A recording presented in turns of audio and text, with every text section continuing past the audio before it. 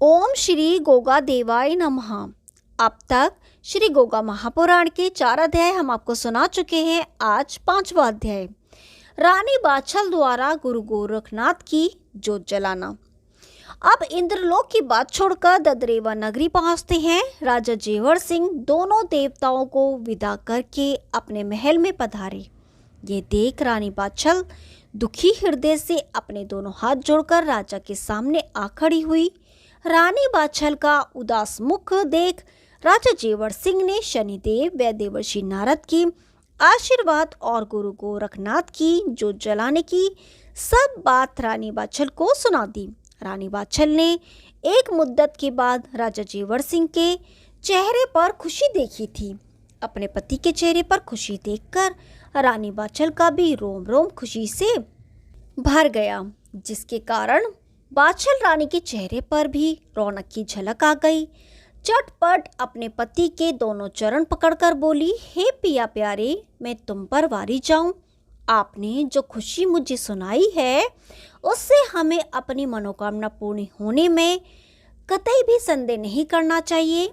सन्यासियों योगियों के वचन मिथ्या नहीं जाते। मुझे अफसोस इसी बात का है कि मैं अभागिन उनके दर्शन भी न कर पाई। आपको मुझे जरूर दर्शन कराने चाहिए थे। देव दर्शन से कष्ट उसी तरह भाग जाते हैं जिस तरह उजाले को देखकर अंधेरा भाग जाता है। रानी बाछल की बात सुनकर राजा जेवर सिंह बोले, रानी बात तो आपकी ठीक ही है, मगर उन दोनों देवों के चेहरे पर इतना भारी तेज था कि मेरी आंखें उनसे ठीक प्रकार नजर भी ना मिला सकी। मेरे विधाता ने ऐसी मत हड़ ली कि तुम्हारे दर्शन कराने की तो बात की है, मैं उनका परिचय भी ना पूछ पाया, क्योंकि उनकी मौजूदगी में मेरी तर्क बुद्धि एकदम क्षीण हो गई थी। ऐसे महात्माओं के दर्शन से तुम वंचित रह गई, इसका मुझे भी काफी दुख है, परंतु ईश्वर इच्छा समझकर संतोष कर लो और गुरु गोरखनाथ जी महाराज की जोत नित्य नियम से दोनों समय जलाने की जिम्मेदारी तुम्हें ही लेनी पड़ेगी। ये काम मर्दों के वश का नहीं है, औरतें ही ऐसे कामों को समझदारी के साथ निभा लेती हैं। हम लोग राजकाज के झंझटों के कारण चूक भी सकते हैं।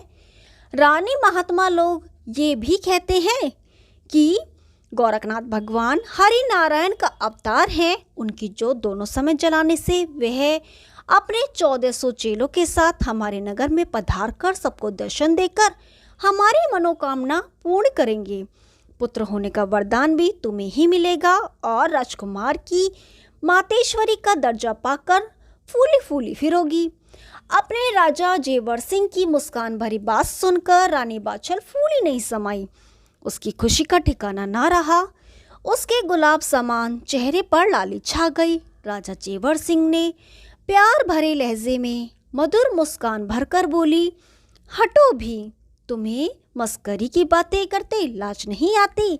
बंधुओं, रानी बाछल ने नित्य नियम से सुबह शाम दोनों वक्त गुरु गोरखनाथ की जोत जलानी शुरू कर दी और अपने दोनों हाथ जोड़कर गुरु गोरखनाथ के चरणों में प्रार्थना करती, सिद्ध श्री सर्वोपरि जग के गुरु गोरख हैं, पालनहारे, शीश झुका प्रणाम करूं, दया करो गुरुदेव हमारे, जोत बाल कर करो विनती, कष्ट हरो जग के रखवारे, पूरन मल पर कृपा कीनी, वैसे ही सारो काज हमारे।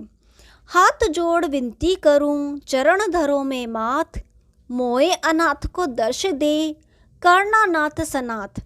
इस प्रकार दोनों समय जोतबाल रानी बाछल दंडवत कर गुरु गोरखनाथ से हाथ जोड़कर प्रार्थना करती थी और जगत पिता परमात्मा को शीश झुका कहती कि हे प्रभु, सिर्फ इतनी दया मुझ दुखियारी पर करना कि मैं अपने गुरु गोरखनाथ की जोत बालने से किसी समय भी चूक न जाऊं। प्रभु सदा ही से अपने भक्तों की टेक निभाते आए हैं, फिर रानी बाछल की प्रार्थना क्यों नहीं सुनते। प्यारे बंधुओं, रानी बाछल को गुरु गोरखनाथ की नित्य नियम से जोत जलाते हुए प्रार्थना करते मुद्दत गुजर गई। तब एक दिन कोड़ बंगाले प्रांत के जंगल में गुरु गोरखनाथ की समाधि टूटती है। वे परम पिता परमात्मा का स्मरण कर सृष्टि पर नजर घुमाते हैं कि कोई प्रभु का न्यारा नर नारी दुखी तो नहीं है। सो हे सज्जनों, चारों तरफ दृष्टि घुमाने से योग माया द्वारा पता चला कि राजस्थान प्रांत के बागड़ देश ददरेवर नगर के धर्मात्मा राजा जेवर सिंह की रानी बाछल बिना संतान बड़ी दुखी है। वह एक मुद्दत से मेरी जोत बाल कर मुझे अपने यहाँ बुला रही है। मुझे जल्द से जल्द बागड़ देश पहुंचकर उसे धीर बंधानी चाहिए और उन्हें पुत्र वरदान देकर उसका दुख हरना चाहिए। श्री गोगा महापुराण 5वां अध्याय समाप्त। अब 6ठा अध्याय। श्री गोरखनाथ का नवनाथों की संप्रांति में प्रमुख स्थान कहा जाता है। इनके गुरुदेव मच्छेंद्रनाथ का सबसे ऊपर स्थान है। कहते हैं सृष्टि रचते समय ब्रह्मा जी सरस्वती नाम की कन्या के मोहिनी स्वरूप को देख कामातुर हो गए।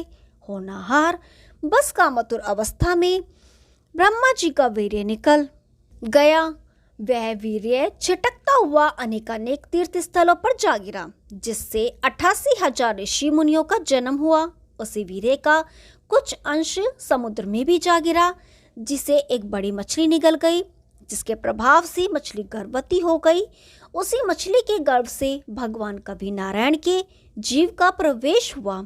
उसी समय समुद्र के किनारे गोरा पार्वती के साथ बैठे देवों के देव महादेव ज्ञान चर्चा कर रहे थे, जिसे भगवान कवि नारायण ने गर्भवती मछली के उदर में ही सुनकर हुंकारा भरा। हुंकारा सुनकर भगवान शंकर को शक हुआ और निद्रा मग्न पार्वती से पूछा, मेरा उपदेश तुम्हारी समझ में बैठा? गोरा पार्वती के स्थान पर मछली के गर्भ से ही हुंकारे की जगह उत्तर मिला कि आपने अनेक शास्त्रों का रहस्य खोलकर समझाया है, जिसका सारांश ये है कि ये सारा ब्रह्मांड शिव ही शिव है, शिव के अलावा और कुछ नहीं है।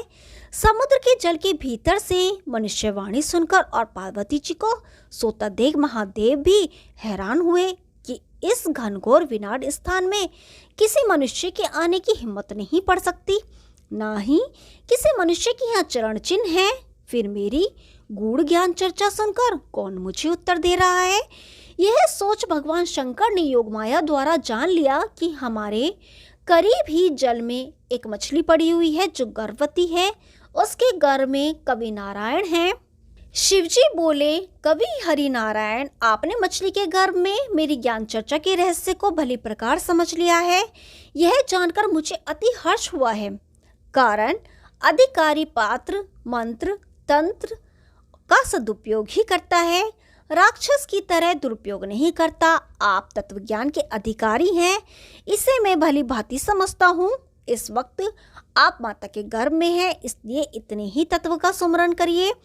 जब आपका जन्म हो जाएगा तब आप विद्या अध्ययन के बाद घूमते घामते बद्रिकाश्रम मेरे पास आना। वहाँ मैं परम सिद्ध भगवान दत्तात्रेय से दीक्षा दिलाकर उनका शिष्य बनाऊंगा। उनकी अमर उपदेश सुनकर आप भी अमर हो जाओगे। इतने वचन कहकर शिवजी महाराज गोरा पार्वती को जगह अंतर्धान हो गए। प्यारे तीन बंधुओं, भगवान शंकर व गोरा पार्वती के अंतर्धान होने के बाद मछली ने अपने गर्भ के अंडे को समुद्र के किनारे जन्म दिया और समुद्र के किनारे ही अंडे को छोड़ सैम जल में चली गई। अंडे को देखकर कुछ बगुले समुद्र किनारे आ पहुंचे। उनमें से एक बगुले ने अंडे पर अपनी चोंच मारी। चोंच का लगना था कि अंडा फूट गया और उसके भीतर से कवि नारायण जोर जोर से रोने लगे। तेजस्वी बालक का रोना सुनकर बगुले डर के मारे भाग गए, परंतु बालक के हुआ हुआ का शब्द दूर दूर तक पहुंचता रहा। संयोग से कामिक नामक मछेरा मछली पकड़ने के लिए उस तरफ आ पहुंचा। मछेरा नई संतान था, उसके घर कोई संतान नहीं हुई थी। बिना संतान उससे कुछ अच्छा नहीं लगता था। जब उसके कान में बालक के रोने की आवाज पड़ी तो तुरंत बालक के नजदीक जा पहुंचा। मछेरे ने देखा सूर्य के समान तेजस्वी बालक समुद्र के किनारे पर पड़ा है। उसके पास दूर तक कोई नहीं दिखाई देता है। यह अकेला पड़ा बिलख बिलख कर रो रहा है। उसने उसे प्रभु कृपा समझ तुरंत ही अपनी गोदी में उठा, प्यार पुचकार कर उसका रोना बंद कराया। उसके बाद भी वो बहुत देर तक प्यार भरे शब्द कह कहकर उसे दुलारता रहा। जब मच्छेरा बालक को शांत कर चुका तब आकाशवाणी हुई, हे कामिक, इस तेजस्वी बालक का जन्म मछली के पेट से हुआ है। तेरे धन्य भाग हैं जो बालक रूप में तेरी गोदी में कवि नारायण है। अब तो बालक को अपने घर ले जाकर अपनी निजी संतान के समान लालन पालन कर। आगे चलकर यह बहुत बड़ा योगी संत होगा। इसके साथ ही तेरा नाम भी अमर हो जाएगा।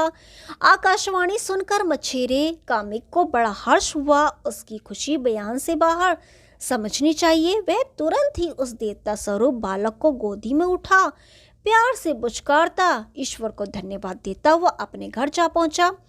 उसने अपनी पत्नी, जिसका नाम शारदत्ता था, उसकी गोद में उस परम प्रतापी तेजस्वी बालक को सौंप दिया। उसने समुद्र किनारे मिलने वे जो आकाशवाणी हुई थी सब खुशी खुशी बता दिया। अपने पति से आकाशवाणी की बात सुनकर वह गदगद स्वर में बोली, मैं इस सुकुमार बालक को अपने कलेजे का टुकड़ा समझकर लालन पालन करूंगी। इतना कहकर शारदत्ता ने उस बालक को अपनी छाती से चिपका कर स्तनपान कराया। प्रभु प्रताप से उसके सूखे हुए बिना दूध के स्तनों में से दूध की धारा बहने लगी। इन दोनों पति पत्नी ने मछली के पेट से जन्म लेने के कारण बालक का नाम मच्छिंद्र रखा, जो धीरे धीरे पलकर 5 साल की आयु का हो गया। कामिक और उसकी पत्नी शारदत्ता नित्य ही समुद्र तट पर मछलियां पकड़ने जाते थे। मछलियों का व्यापार ही उनकी जीविका का एकमात्र साधन था। बालक मच्छिंद्र भी अपने माता पिता के साथ साथ समुद्र तट पर जाया करता था। मच्छिंद्र मछली के गर्भ से उत्पन्न हुए थे और भगवान शिव द्वारा गर्भ में ही ज्ञान चर्चा सुनी थी। इसलिए अपने माता पिता के मछलियों के व्यापार से बालक को घृणा पैदा हो गई थी। जब उसके माता पिता मछलियां पकड़कर समुद्र तट पर रखे जाल में डालते तो मछलियों का तड़पना देख उसका जी अत्यंत दुखी होता था। जब उससे मछली का तड़पना देखा नहीं जाता तब वह कुछ दूर हटकर मुंह फेर रेत में खेल अपना समय व्यतीत करता था।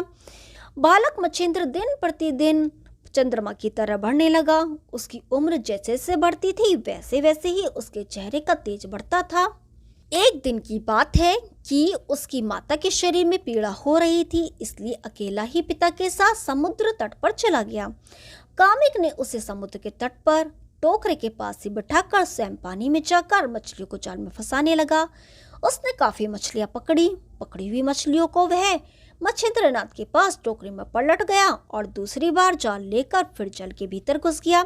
जब बालक मच्छिंद्र ने मछली को तड़पता देखा तो उसे समझते देर न लगी कि पानी से अलग होने के कारण ही बेचैन है।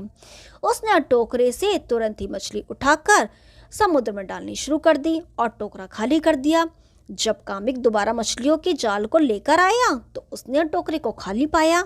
उसने चिंता के साथ मच्छिंद्रनाथ से पूछा, टोकरे की मछलियां कहाँ गई? मच्छिंद्र ने बिना झिझक उत्तर दिया, मुझसे जब उनका तड़पना नहीं देखा गया तो मैंने मछलियों को समुद्र के पानी में ही छोड़ दिया।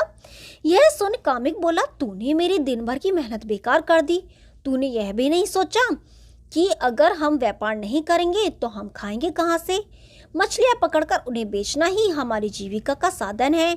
आगे से ऐसी गलती मत करना। मैं और मछलियां पकड़ने जाता हूँ, तू तब तक इनकी देखभाल करना। अपने बेटे मच्छिंद्रनाथ को समझाकर कामिक फिर से जाल लेकर समुद्र में घुस गया। इधर मच्छिंद्रनाथ ने सोचा, यह मेरा लालची पिता मछलियां पकड़ना नहीं छोड़ेगा, क्योंकि मछलियां ही इसकी जीविका का साधन है और मुझसे यह करुणाजनक दृश्य देखा नहीं जाएगा। इसलिए मुझे इसी समय इसका साथ छोड़कर चल देना ही उचित है। ऐसा विचार कर बालक मच्छिंद्रनाथ मछलियों को टोकरे में ही पड़ा छोड़ आहिस्ता आहिस्ता चल पड़ा। कामिक को कुछ पता नहीं चला क्योंकि उसका ध्यान मछलियां पकड़ने में ही लगा हुआ था। जब वह मछलियां पकड़कर बाहर आया तो मछलियों को टोकरे में पड़ा देख प्रसन्न हुआ, परंतु मच्छिंद्र को वहां ना देखकर सोचा, बालक है, यहीं कहीं खेल रहा होगा, और शीघ्रता के कारण वह फिर से जल में घुस गया। आज उसे दिन छिपने तक मछली पकड़नी पड़ी थी।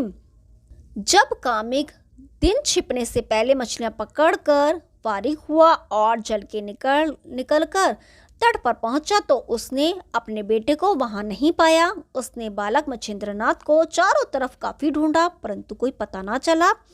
जब रात ज्यादा हो गई तो निराश हो मछलियों का जाल वह टोकरा लेकर अपने घर आ पहुंचा और अपने बेटे को खो जाने की कथा अपनी पत्नी को विस्तार पूर्वक बताई। यह सुनकर शारदत्ता उससे काफी कुपित हुई, काफी रोई चिल्लाई।